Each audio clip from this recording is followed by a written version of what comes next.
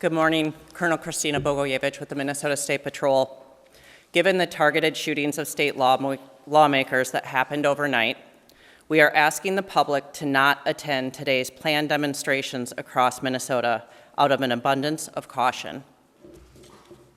I'll stand for any questions.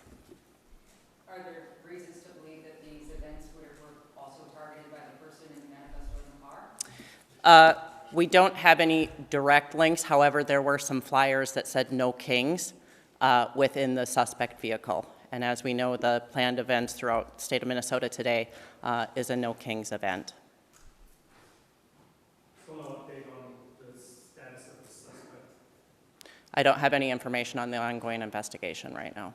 On the list of targets, for lack of a better term, are all of the people on the list, have they all been notified, and do they have law enforcement presence with them? Again, that is part of the investigation right now, so I'm not going to answer those. Thank you. So, I'm sorry, as I mentioned, we're getting to investigatory information. I'll leave that to Superintendent Evans. Yeah, and good afternoon again, everyone, or good morning.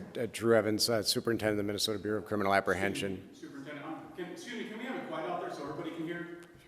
Thank you. What I wanted to note, though, is part of this, the references, the individual that is a person of interest that we've talked about, or individuals, are not in custody at this time.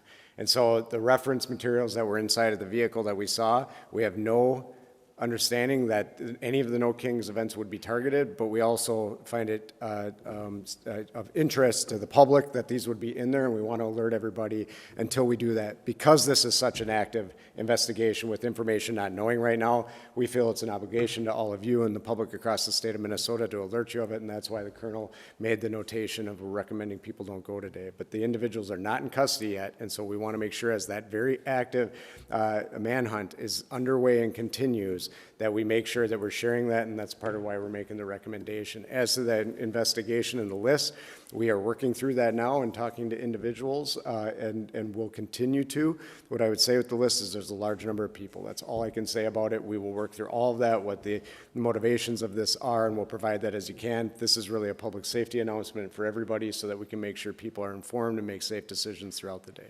Thank you.